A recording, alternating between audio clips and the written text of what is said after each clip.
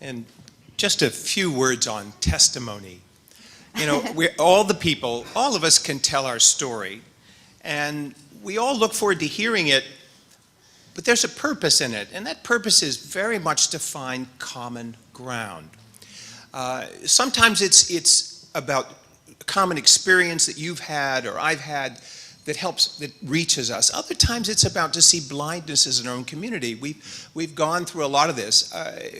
I think all of us have come to this realization. Many years ago, when we became an open affirming congregation, it wasn't just a nice thing to do. It wasn't just a quote unquote progressive thing to do. It was a Christian necessity. That was to find where we were blind to our community. So don't worry, there are plenty of other things we're blind at. And I'm going to talk a little bit about some of my own experiences. And the other one is, there is no greater witness in my life to witness than Jesus. Jesus had this hell of a way of getting under people's skin by witnessing and telling stories. Sometimes, you know, we all know this, that sometimes fiction is more real than nonfiction.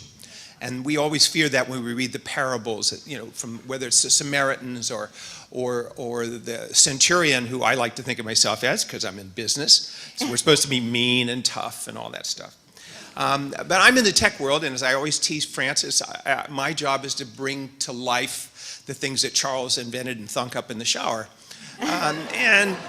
And so, you know, I live in this very self-important world. It's kind of important that you have some sense of self-importance, that I can change the world.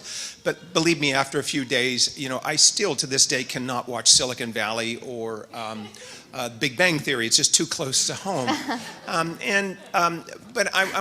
So right now I'm in the middle of, this is a very current testimony. I'm right in the middle of negotiating 3 contracts. One where we're the buyer, 2 where we're the seller. Big money, big money.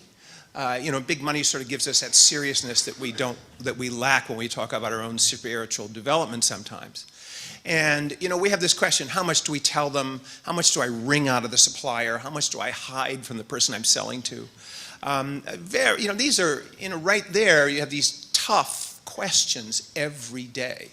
And it's been the grace of my life to be able to sin on a freely basis. And so, these are the kinds of questions you go through, and it just sometimes there are deep moments of pain and suffering that come through. But in my own life, I've always found mockery and foolishness has been the greatest way that has sort of brought me back to life. And I think for many of your testimonies, you know, when you think of this as we go through this, is please don't be afraid of the foolishness, because that's actually usually the funniest part. And I remember we were negotiating a very big contract with a Spanish phone company. I'm in the phone business. My colleague that was trying to arrange this big meeting that would have led to hundreds of millions of dollars of contracts was Jesus Santiago de Santa Maria. And so we're, you know, if there's a big meeting coming with a contract signing, where there's lots of little meetings and pre-meetings, and you go through all this stuff. And so I'm back and forth. Oh, I'll change my schedule to meet you, Jesus, no problem. Back and forth. All of us know telephone tag. And then I'm in the middle of another call, all self-important, and I get this message from my secretary. Now, mind you, I'm not thinking in Spanish right now. I'm thinking in English, and I read it, and I just sent a message on to Jesus a little earlier. I'll try and change my schedule to make it.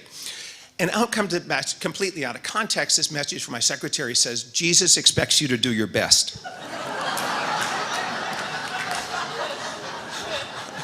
And I was like, oh.